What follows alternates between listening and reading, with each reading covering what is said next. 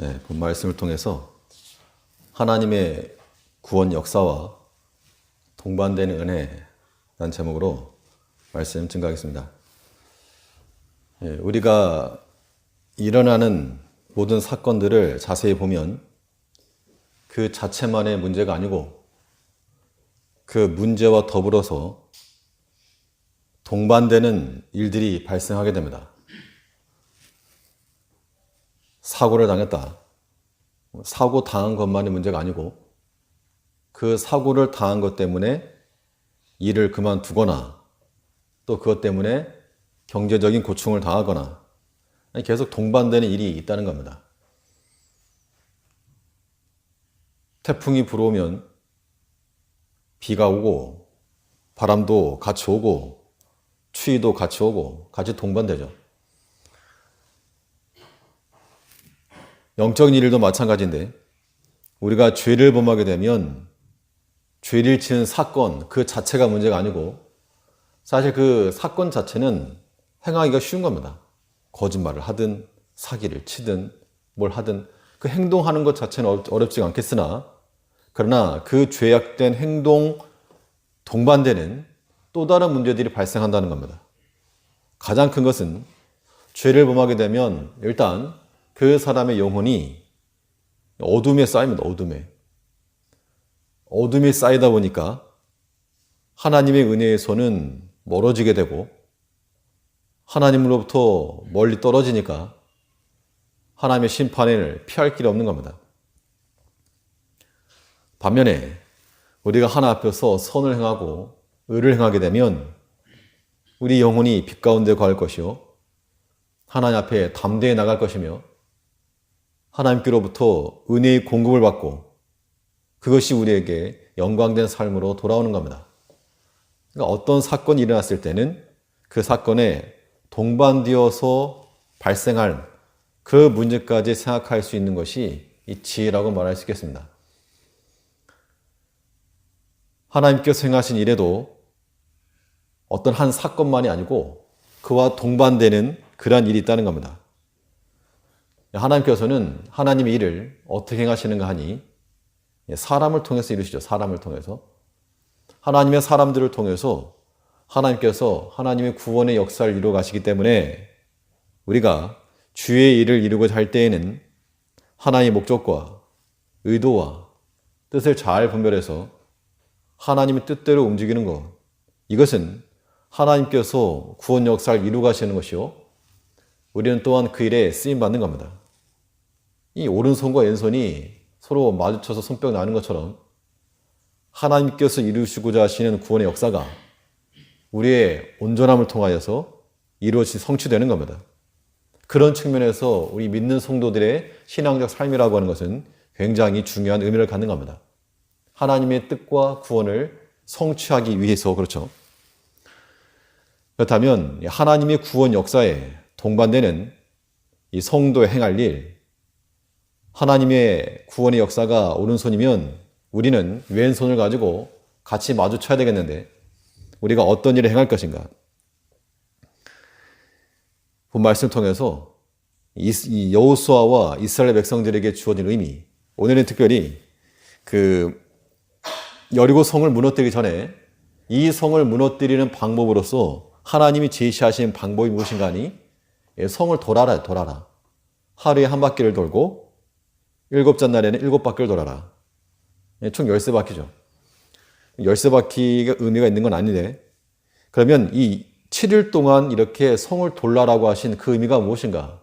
그걸 통해서 하나님께서 이 성을 도는 그 사건을 통해서 여호수아와 이스라엘 백성들에게 보이시고자 하셨던 그 메시지가 있고 또 이스라엘 백성들이 이 여리고 성을 돌므로써 7일 동안 여리고 왕과 또 여리고 백성들에게 하나님께서 나타내시고 하셨던 그런 메시지가 있고 또 7일 동안 이 성을 돌면서 본문에 나오는 대로 라합과 그 가족들에게 보이신 메시지가 있다는 겁니다.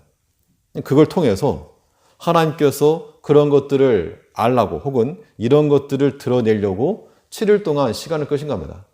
그걸 보면서 우리가 이제 여리고성 함락된 게 역사적인 사건으로서만 아는 건 의미가 없고 이걸 이제 우리 자신으로 적용을 해야 됩니다.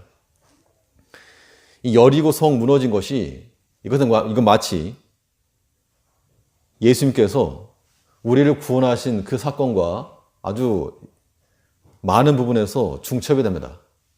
특히 여호수아 6장에서만 봐도 예수님께서 예루살렘 성에 입성하시면서 마지막 십자가를 지는 그 장면과 비슷한 경우가 많이 있는데요.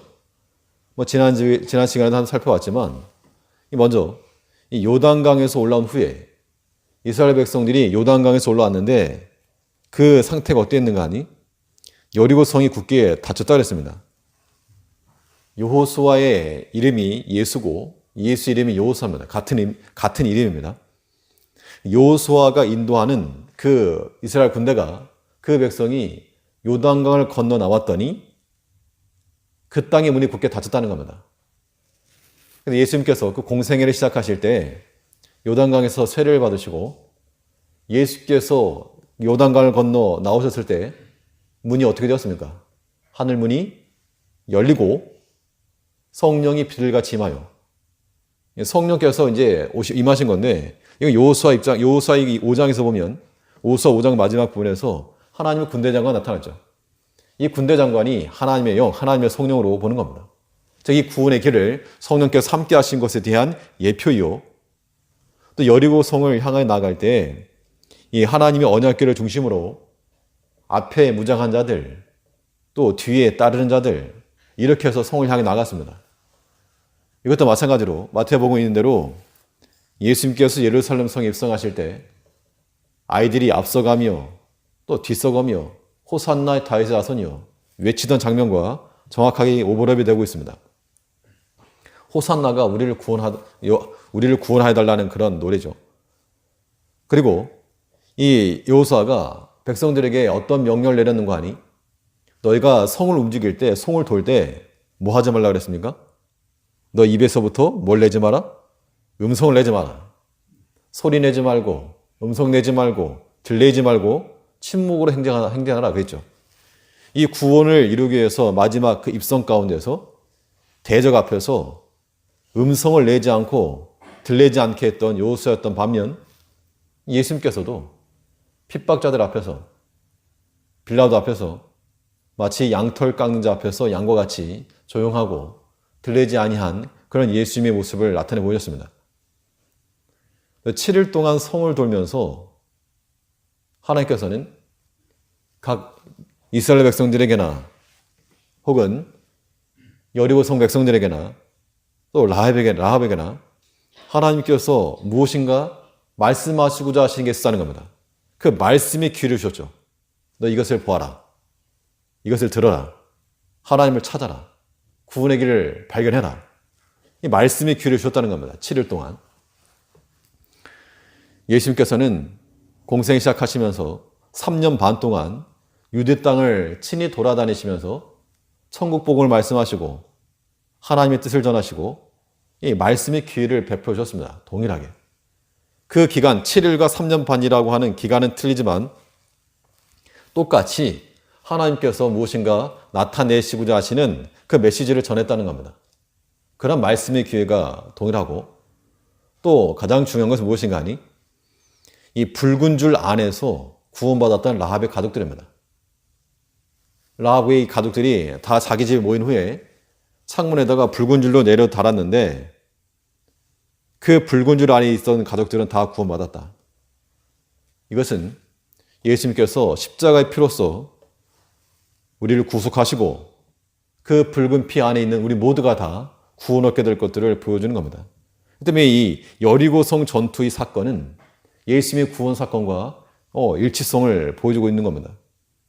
이것은 이제 곧 우리 개인의 구원과도 연결을 시켜야 되기 때문에 여리고성이 무너졌다더라.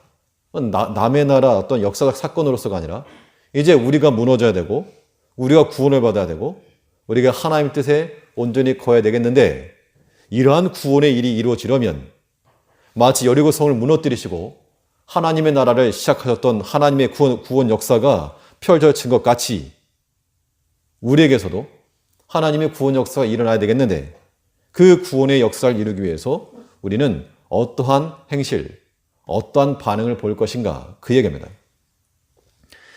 오늘 말씀의 키워드는 이 여호수아와 이스라엘 백성들을 향하여서는 온전한 순종이 있어야 된다.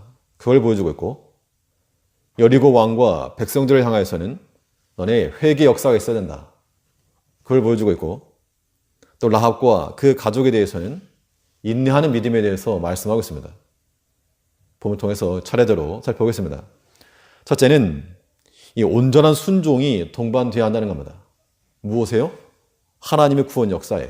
하나님께서 우리를 통해서 무엇인가 일을 이루시고자 할 때 그게 하나님의 오른손이라면 왼손이 척 쳐야 되는데 우리의 그 왼손이 무엇인가 하니 온전한 순종이라는 겁니다. 이것은 여호수아와 이스라엘 백성들에게 주신 하나님 메시지였습니다. 온전한 순종을 행한다는 것이 무엇인가? 오늘 본 말씀을 통하여 보면 그래서 온전한 순종이 나오려면 첫 번째 것을 드리고자 하는 마음을 가지라 그랬습니다. 내 거 먼저 챙겨놓고 시작하는 게 아니고 먼저 하나님께 드리고 시작하는 겁니다. 하나님의 것을 처음 것으로 떼어놓고 시작하는 것. 그게 이제 구별이요. 그게 거룩이죠. 그게 이제 중요하다는 겁니다. 17절 말씀을 보니까 본문 17절에서 이 성과 그 가운데의 모든 물건은 여호와께 바치되 여리고 성을 이제 함락을 하게 되면 거기 있는 거 너네 다 가져라 이게 아니고 이건 첫 성이니까 첫 번째 성이니까 이건 하나님께 드린다. 하나님의 것이다. 그러면서 은금과 동철, 특별히 은금과 동철은 구별하여서 하나님의 전 곳간에 드리라 그랬습니다. 19절을 보면 은금과 동철 기구들은 다 여호와께 구별될 것이니 그것을 여호와의 곳간에 드릴지니라. 이거 전투가 끝난 다음에 이거 분비한 게 아니고요. 시작하기 전에 이미 이 매뉴얼을 정해놓고 간 겁니다. 시작하기 전에 우리 하나님께서 이 땅 우리에게 허락하실 것인데 이거 하나님 거다. 니네 거라고 우기지 말아라. 하나님 거다.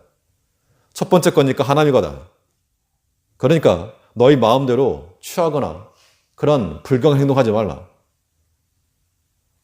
특히 은금과 동철은 하나님의 곳간에 드리라. 특별히도 구별해라. 일을 시작하기 전에 먼저 이 주어진 명령이라는 겁니다. 이것이 마치 우리가 첫 번째 것을 드리는 그런 마음이죠. 첫 걸음부터 순종해야 그게 온전한 순종이 된다는 겁니다. 우리가 겉의 행실은 사람들은 알아채지 못하니까 내 마음과 달리 행할 수 있는 겁니다. 그래 그거 가지고는 온전한 순종이 될 수가 없죠. 우리는 첫 걸음부터 하나님의 교회를 섬기는 것이나 우리 개인 신앙생활을 하는 것에 있어서나 누구에게 보여주기식이 아니고 하나님 앞에서 하나님을 사랑하는 마음으로 일을 이루는 것이라면 그 첫 걸음부터 우리 하나님께 드려야 됩니다. 첫 것을 드린다는 것은 사실 다 드리는 거죠. 다 드리는 건데 다 하나님의 것인데 그 가운데 특별히 구별하여 드리는 것이 있어야 한다는 겁니다. 우린 이것을 단지 11조로만 한정시키게 절대 아니라는 겁니다. 수입에 있어서 10분의 1을 드린다는 건 굉장히 큰 믿음이긴 한데 그런데 그는 사실 하나님을 믿는 백성으로서 상당히 기초적인 거예요. 아이들이 오른발 왼발 걷는 거야 대단한 거지만 그건 기초적인 겁니다. 하나님께서 우리에게 요구하시는 것은 하나님의 것을 하나님께로 돌려드리는 건데 단지 물질만이 아니고 우리의 모든 것을 하나님 앞에 드려야 되고 그 가운데 특별히 첫 번째 것은 첫 마음은 하나님 앞에 드리는 것이 마땅합니다. 무슨 일을 하려고 할 때 이 일을 통해서 내가 얼마나 부를 누릴 것인가, 이 일을 통해서 나에게 어떤 유익이 임할 것인가, 이런 거 계산하지 말고 하나님께 드리고자 하는 마음 가지고 시작하라. 좋은 마음 가지고. 그 첫 번째 걸음, 첫 걸음이 우리에게 중요한 겁니다. 그래서 이 여호수아는 여리고성을 함락시키기 전부터 하나님께 이미 구별하여 드렸고 또 실제로 이 여리고성이 무너지는 그날, 그 당일날, 그 전에도 그랬지만 하나님 앞에 첫 번째 것을 드리는 심정으로 온전한 순종이죠. 온전한 순종을 행하기 위해서 시간적으로도 첫 시간을 하나님 앞에 드렸습니다. 15절을 보니까 15절 말씀에 제7일 새벽에 그들이 일찍 일어나서 여전한 방식으로 성을 7번 도니 성을 7번 돌기는 그날뿐이었더라. 시간적으로도 일찍 일어나서 그 시간을 하나님의 일을 행하는 그 일에 쓰임 받은 겁니다. 이거 오늘날 현대인들과 동일한 기준에서 볼 수는 없죠. 그 당시와 지금 틀리니까. 사회적인 분위기도 다르고 환경도 다르니까. 하지만 이 원리적인 것만으로는 분명한 것이 이 어둠이 물러가고 빛이 오는 그 시간은 그때는 우리가 눈을 뜨고 있어야 됩니다. 하나님의 구원의 역사가 성경 어딜 봐도 하나님께서 역사를 이루실 때는 다 아침 일찍 새벽녘에 이루어진 것을 우리가 알 수 있습니다. 이제 우리가 우리 시간 가운데서 첫 번째 시간을 우리 나의 꿀잠으로만 채울 게 아니고, 왜냐하면 그 시간이 몇 개 아니기 때문에 그렇습니다. 그 꿀잠이 내 시간이 아니란 얘기죠. 왜 하나님 거 가지고 네 거라 그러냐. 그거 하나님 겁니다. 하나님 겁니다. 이거 착각하시면 안 되는데. 누구 거라고요? 내 거 아니고 하나님 거. 하나님 거 당연히 하나님께 드려야죠. 우리가 어찌 되었건 간에 첫 번째 거 드린다는 그 심정을 가지셔야 됩니다. 다른 외적인 행동 하기 이전에 우리 마음도 첫 것이요, 시간도 첫 번째 거, 이거 하나님께 드린다. 그 마음 가지고 나가는 것이 하나님의 구원의 역사를 목도하고 경험하는, 하나님의 오른손을 부딪히는 우리의 왼손 되는 겁니다. 이런 것이 바로 온전한 순종이죠. 하나님께서 이거 하라고, 이 온전한 순종하라고 이 여리고성을 구별하셨고, 이거는 하나님의 것이라 명하셨고 가르쳐 주셨고, 또 늦지막히 해랑하라고 하신 것이 아니고 아침 일찍 일어나서 돌아라, 이 명령 주신 겁니다. 이제 우리가 하나 앞에서 온전한 순종을 행하기 위하여서 우리도 마찬가지로 첫 번째 것을 드릴 마음으로 첫 걸음, 첫 시간 구별하여 드릴 줄 아는 우리가 되어야 되겠습니다. 또 뿐만 아니라 이 하나님의 구원 역사를 위해서 온전한 순종이 나타나야 되겠는데, 이 온전한 순종이 우리에게서 어떤 형태로 나타날 것인가? 하나님께서 명하신 일에 대해서 꾸준함으로 행하는 것이 바로 온전한 순종을 실현하는 길 가운데 하나입니다. 왜 이 꾸준함으로 행하는 것이 중요한가 하면, 우리가 보통 어떤 일 행할 때 의지적으로 행하죠. 계획을 세워놓고 이렇게 합시다. 그런데 내 계획대로 일이 되지 않으면 뭐가 어긋날 수 있다는 겁니다. 그런데 하나님의 구원 역사는 누가 이루시는 건가 하면 하나님께서 이루시는 거죠. 하나님께서 이루시는 거니까 우리가 할 일은 하나님께서 이루실 때까지 순종하는 겁니다. 쓰임 받는 거예요. 그냥 내 생각에는 지금쯤이면 돼야 되겠는데 왜 내 생각을 앞세우는가? 하나님께서 이 여호수아와 이스라엘 백성들에게 굳이 7일을 다 돌아라 라고 하신 이유가 무엇일까? 물론 7이라고 하는 숫자가 완전수이기도 하고 온전한 순종을 가리키는 겁니다. 이 성의 싸움이 너의 힘과 실력으로 되는 것이 아니고 나의 능력과 나의 뜻으로 된다. 그걸 가르쳐 주는 겁니다.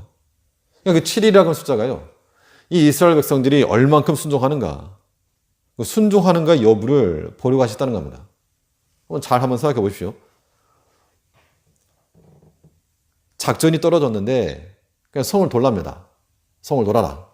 그럼 조금 의아한데 또 그 성을 돌 때 아무 말도 하지 말고 돌아라 했다는 겁니다. 그럼 좋다, 돌자. 하루는 돌았죠. 첫째 날은 침묵하여서 돌고, 근데 그 다음 또 돌아라. 두 번째 날 돌려 그랬더니 이게 뭘까? 왜 그럴까? 한마디씩 하게 될 것이고, 또 셋째 날 또 돌아라. 왜 이렇게 돌기만 하는가? 도는 그만두자. 이런 사람들이 있었을지 모르고, 넷째 날 또 돌면서 그냥 애굽 돌아가자. 다섯째 날 돌면서 여호수아 저거 안 되겠네, 저거 끌어내리자. 이렇게 나갔을지 모르는데 하나님께서 온전한 순종하라고, 너네 생각 계획 그거 다 내려놓으라고 7일 동안 7바퀴를 돌리게 하신 겁니다. 하루에 한 바퀴, 마지막 날 7바퀴. 만일 그 하나님이 명하시는 것에 대해서 그들이 만일 이거 아니다, 이거 가지고 안 되겠다 라고 했다면 하나님의 구원 역사가 그들 통해서 일어나지 어땠을 결과를 알 수 없는데, 그런데 이 여호수아 백성들이 그때에는 온전하게 순종을 잘했다는 겁니다. 15절 말씀 보니까 제7일 새벽에 그들이 일찍이 일어나서 여전한 방식으로 성을 7번 도니 성을 7번 돌기는 그날뿐이었더라. 여전한 방식으로 성을 돌았다 그랬는데 첫째 날부터 둘째 날, 셋째 날 도중에 오늘 오른쪽으로 갑시다. 내일 왼쪽으로 갑시다. 이런 것도 없이 그냥 하나님께서 명하신 대로 여전한 방식으로 꾸준하게 나아갔다. 이것이 또 우리에게 하나님의 구원의 일을 이뤄감에 있어서 온전한 순종을 이루기 위해서 어떤 자세를 가져야 될지를 보여주는 하나의 예시입니다. 어떤 방식으로? 여전한 방식으로. 이 교회는, 개혁교회는 항상 개혁되어야 된다. 이게 우리 개신교의 모토이긴 한데 무조건 바꾸고 변화되는 것만이 능사가 아닌 겁니다.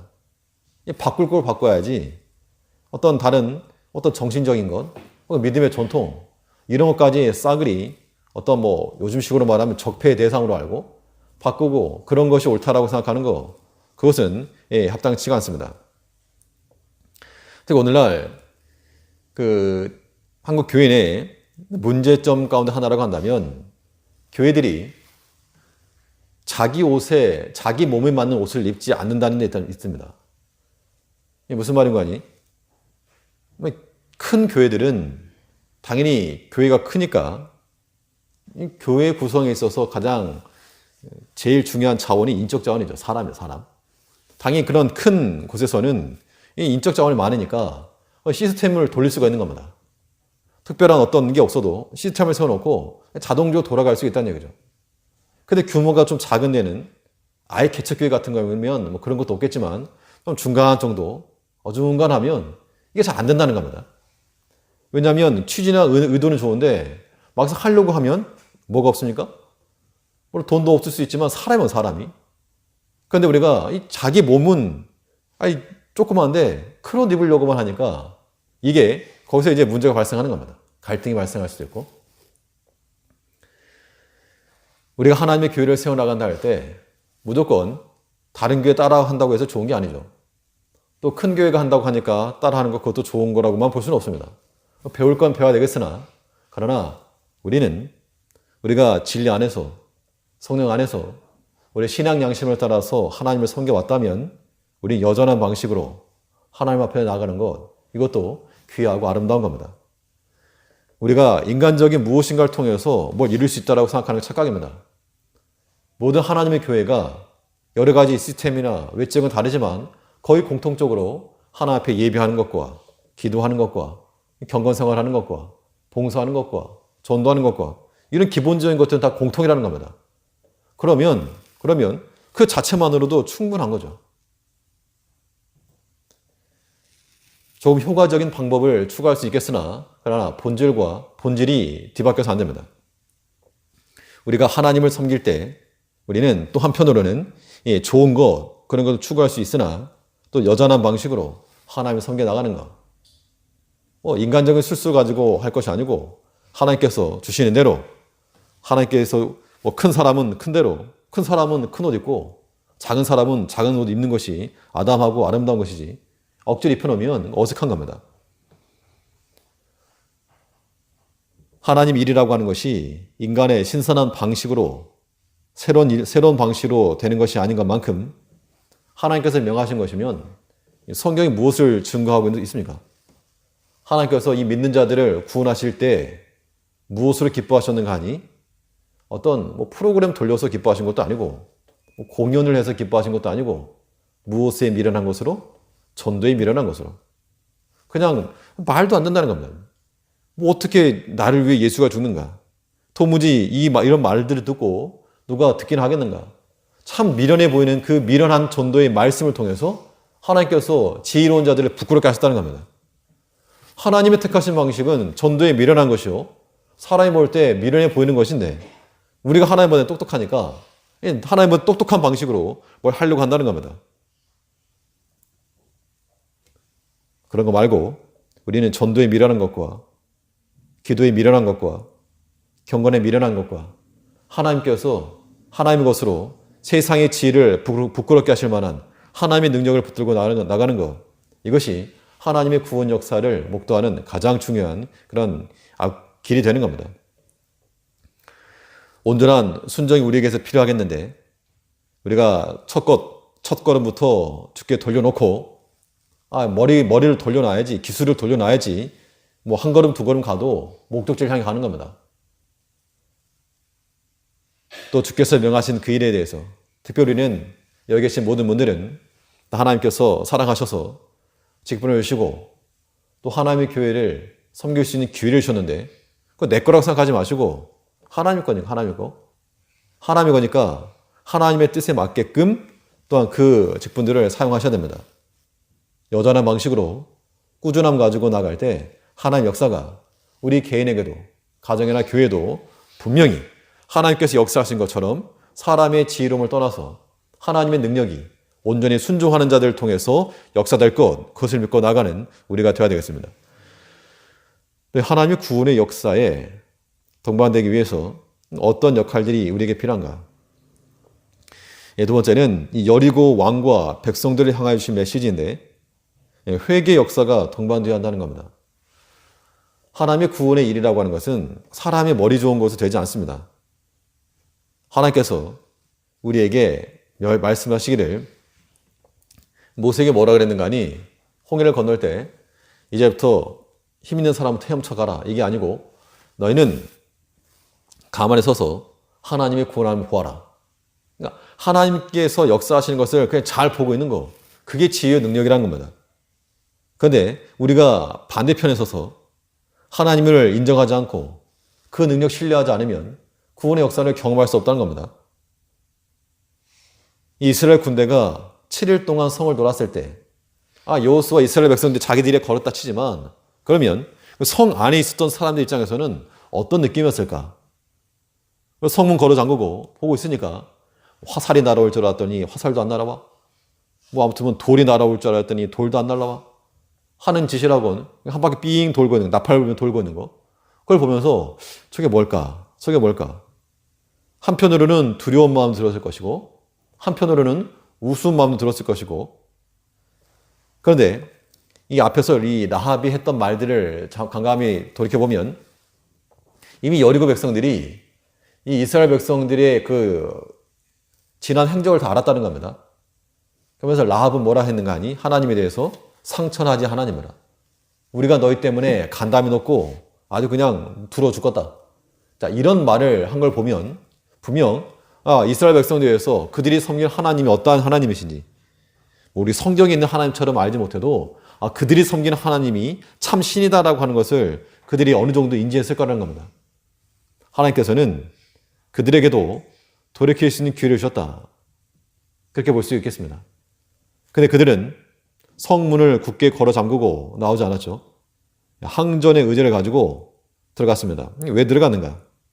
여리고 성이 견고했기 때문에 이중벽으로 되어 있고 성벽 사이 한 큰 길이 나 있고 그게 무너질 것이라고는 생각도 못했을 것인데 그러니까 그 성 의지한 겁니다. 이 성을 어떻게 무너뜨리겠는가? 만약 이 성이 무너질 걸 알았다 그러면 처음 문 열었겠죠. 그런데 어디 한번 해보자 할만하다 하니까 걸어 잠근 겁니다. 그러나 그 결과 자신들이 자랑하고 또 지키려고 했던 그 성이 다 무너지고 말았습니다. 이것도 예수님께서 예루살렘 성에 대해서 하신 말씀과 동일하죠. 예수님의 제자들이 예수님께 예루살렘 성을 자랑하려고 헤롯 대왕 시절에 지었던 그 성이 이거 대단하지 않습니까? 사랑했던 예수님께서 돌 위에 돌 하나도 남지 않고 다 무너지리라. 여리고성 무너진 것처럼 너네 다 무너질 것이라. 하나님께서 그 성을 돌면서 이 여리고와 그 백성들에게는 회개의 길을 주신 겁니다. 그때 만약 그들이 문 열고 나왔더라면 그들도 구원을 얻었겠죠. 당연히. 멸절되지 않았을 겁니다. 그런데 그 회개의 기회를 놓친 결과 어떻게 되었는가? 21절에 보니까 성중에 있는 것을 다 멸하되 남녀 노유와 우양과 나귀를 칼날로 멸하니라. 하나님께서 그들로 하여금 돌이킬 수 있는 길을 주시고 성문을 열고 나와서 그들이 들어서 알고 있던 참신 하나님을 경외할 수 있는 하나님을 만날 수 있는 그러한 시간적 여유는 있었으나 그들이 거절한 겁니다. 여리고 성이 무너진 것 같이 우리도 회개의 기회를 놓치게 되면 우리도 무너지게 되어 있습니다. 그 성군이었던 다윗이 바스바를 범하기 전에 그 눈으로 보고 데려오라 명하고 그 사이에 시간이 분명히 있었다는 겁니다. 그 마음속에 어떤 양심의 가책이 있거나 혹은 하나님이 주실 마음이 있었다 그러면 그 상황에서부터 이겨냈어야 되겠는데 그러지 못했다는 겁니다. 회개의 기회는 주셨는데 그 회개할 수 있는 회개 역사를 상실해버리니까 그 기회를 상실해버리니까 스스로 심판을 자초한 겁니다. 이 대조적인 요셉이죠. 죄를 지을 그 찰나 하나님과의 영광을 바꾸지 않은 겁니다. 우리가 하나님의 구원 역사로 들어가려면 하나님께서 우리에게 주시는 그러한 회개의 기회를 놓치지 않아야 됩니다. 나는 회개할 것이 없다. 이렇게 생각하시면 그게 회개가 될 겁니다.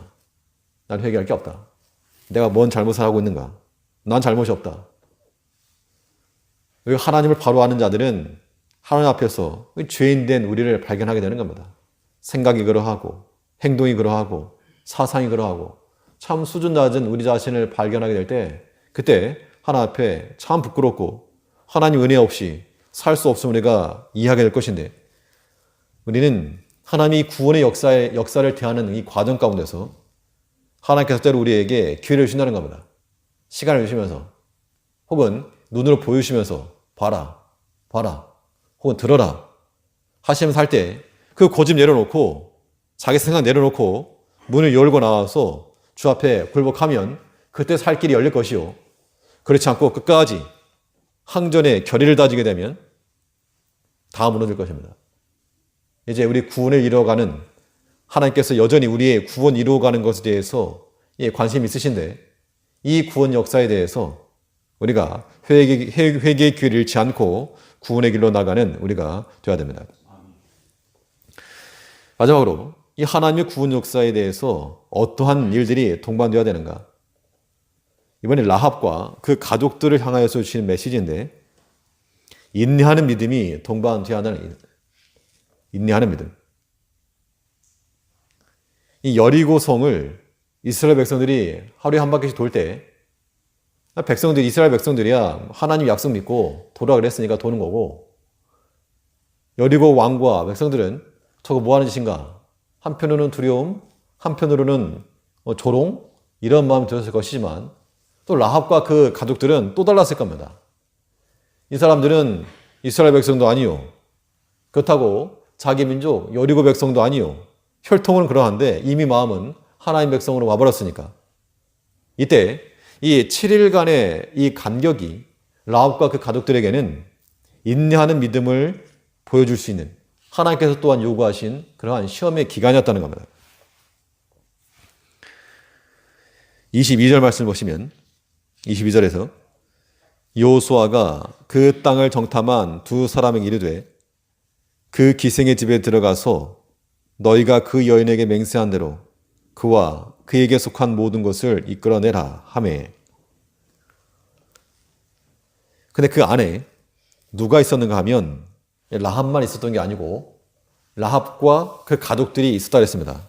23절을 보면 정탐한 소년들이 들어가서 라합과 그 부모와 그 형제와 그에게 속한 모든 것을 이끌어내고 또 그 친족도 다 이끌어내어 그들을 이스라엘 진 밖에 두고. 자, 이 23절 말씀을 보면 라합이 이제 이스라엘 백성들이 들어올 것이고 우리가 붉은 줄을 내려오고 그 방향에 있으면 안전할 것이라고 하는 것을 본인이 알았죠. 또 그걸 믿은 겁니다. 그런데 자기만 있지 않고 부모만이 아니고 부모, 또 형제, 또 친족들까지 있었다는 얘기는 뭐 했다는 얘기겠습니까? 이 라합이 얘기했다는 겁니다. 얘기. 부모에게도 친척에게도 형제에게도 여기 들어와야 산다. 여기 들어와야 산다. 여기 들어오면 살 걸 얘기해줬다. 그런데 이게 뭐 전도했다라고 하는 측면에서 보면 뭐 그런가 보다 하겠지만 그 민족 입장에서 보면 반역자죠. 말이 한번 새어나가면 삼족이 멸절당할지도 모르는 그 위기 가운데서 죽을지도 모른다는 거. 말이 어떻게 새어나갈 수 있으니까. 자기 부모야 그러다 치고 친형제야 그러다 치지만 한 다리 저 건너가면 뭐 그 사람들이 마음만 바꿔먹으면 얼마든지 밀고 할 수가 있고 생명이 위태로울 수 있겠는데, 그런데 그런 것 연하지 않았으니까 말했겠죠, 당연히. 그러면 빨리 좀 돌아와주고 빨리 들어와서 구원했으면 좋겠는데 빨리 안 해주고 계속 돌고 있다는 겁니다. 가슴 답답한 거죠. 아, 지금 뭐 하겠네. 빨리 좀 와주지. 내가 지금 이스라엘 백성들이 온다고 얘기를 해놔서 사람들이 다 우리 집에 모였는데 왜 안 오는가? 나만 지금 거짓말쟁이 만드는가? 그의 믿음이 있었지만 그 믿음이 인내하는 믿음으로 자라지 못했으면 아마 그와 함께 있었던 사람들이 아마 갔겠죠. 이게 뭔 소리냐? 너 왜 거짓말 하느냐? 갔을지 모르는데 가지 않고 7일 동안 그들이 그 가정에 있었다는 것은, 이 7일 동안 집에 있었다는 이유는 어떻게 알 수 있는가 하면 이 라합에게 그 얘기를 안 해줬으니까요. 하루에 한 바퀴 돌아라. 7번째 날 7바퀴 돌아라. 그날 무너질 것이다. 이걸 알려주지 않았으니까 너네 나가지 말고 방 안에 있어라. 그렇게 얘기했겠죠. 만일 이 라합의 확신과 그 친족들의 의심, 불신, 이것이 부딪혔을 때 라합의 확신이 많이 부족했다 그러면 뛰쳐나갔을 사람이 있었을 거라는 겁니다. 가가지고 자기 형제가 뭐고 간에 다 밀고를 하고, 혹은 그것 때문에 어떤 대가를 받았을지 모를 일이니까.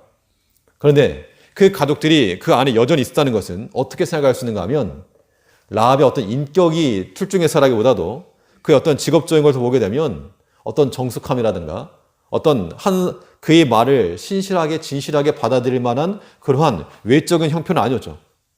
그럼에도 불구하고 그 가족들이 그 안에 모여 있었다는 것은 한 가지밖에 설명할 길이 없는 겁니다. 라합의 확신이죠. 확신. 그 진실성에 묻힌 그 말. 확신의 말. 그러니까 사실 사람이 그 진심이 들어가게 되면 노래도 그렇고 말도 그렇고 한 사람의 그 마음이 들어가게 되면 그 마음을 움직이지 않습니까? 그래서 뭔가 있었다는 겁니다.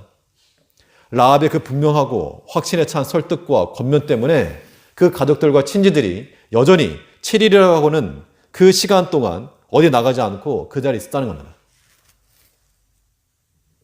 이것이 그 라합과 가족들이 구원받을 수 있었던 그런 길이었습니다. 믿음이 있긴 있었는데 그 믿음이 얼마 못 가서 시들어져 버리고 안 되네. 해봐도 안 되네. 이렇게 끝나는 것이 아니고 하나님의 구원이 우리 눈앞에 펼쳐질 때까지 끝까지 그 믿음의 자리를 지켜낸 겁니다. 우리 믿음이라고 하는 것은 쭉 연결이 돼야 되지. 중간에 끊겨버리게 되면 이거 처음부터 다시 가야 됩니다.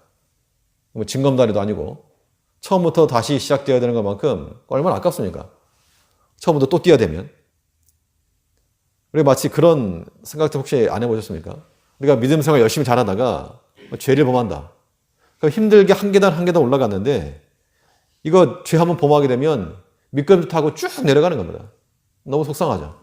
또 다시 내가 한 걸음 한 걸음 올라가다가 또 쭉 미끄러지고, 이런 것들에게 반복되지 아니하도록 우리는 믿음으로 쭉 연결되어 가는, 비록 우리에게 인내의 과정은 있으나 그 인내하는 과정을, 시험의 과정을 인내하는 믿음으로 통과해 가라, 그 이야기입니다. 그러려면 인내로서 그 믿음을 지켜내려면요, 하나밖에 없습니다. 하나님께서 나를 사랑하신다는 그 확신과 하나님께 능력이 있다라고 하는 그 믿음이죠. 하나님의 사랑과 하나님의 능력이라고 하는 것, 이 두 가지만 붙잡으면 이 복잡했던 마음들이 단순하게 풀어져 가는 겁니다. 우리 마음에 생각이 많고 계획이 많다는 얘기는 하나님께 대한 불신이라고 한 말과 똑같은 겁니다. 물론 염려가 되니까 근심하는 거고 생각하는 건데, 우리가 생각하면 생각할수록, 기도하면 기도할수록 점점 단순해져 가야 됩니다. 어떤 모습으로? 하나님이 나를 사랑하신다. 그럼 이미 끝난 겁니다. 하나님 나를 사랑하신다. 그것만 명확해도 우리가 사는 겁니다. 그런데 거기 덧붙여서 하나님의 능력도 있으시다. 이 두 가지만 명확하면 우리에게 구원은 열린다는 겁니다. 고집 세다고 잘하는 게 아니고 내 생각 내려놓는 게 잘하는 겁니다. 보통 고수와 하수의 차이점을 말하죠. 고수들은 버릴 거는 아까워하지 않고 버리는 겁니다. 근데 하수들은 이거 아까워가지고 벌벌 떨고 있다가 다 놓치고 마는 거죠. 우리가 하나님 이겨먹을 생각하지 마시고, 들은 말씀이 원인이 되고 또한 들은 말씀이 동기가 되어서 열매 맺힐 때까지 인내함으로 자라야 됩니다. 인내함으로써 그 과정을 지켜내야 됩니다. 그래서 위기에 있다니 있어도 믿음이 꺼지는 때가 있어서는 안 됩니다. 이 정탐꾼 살려두었던 라합이 여리고 당국의 주요 기피 인물이 되었을지도 모르지만 또 가족들이 밀고 해서 큰 해를 당할 가능성도 있었지만 그러나 그 인내 때를 거쳐서 하루, 이틀, 7일이면 일주일밖에 안 되지만 그 당사자 입장에서 얼마나 오래 기록겠습니까? 왜 안 오나? 왜 안 오나? 주위의 시선은 더욱 조여오고 약속했던 일들이 미뤄지고 그러나 그 기간 동안 믿음으로 인내했기 때문에 하나님의 구원의 경험을 했다는 겁니다. 오늘날도 마찬가지로 우리 여러 가지 시험의 때가 있어도 믿음으로써 살아가면 그 인내했던 믿음이 하루아침에 영광으로 변화될 거라는 겁니다. 그런 믿음이 우리에 있어야 돼요.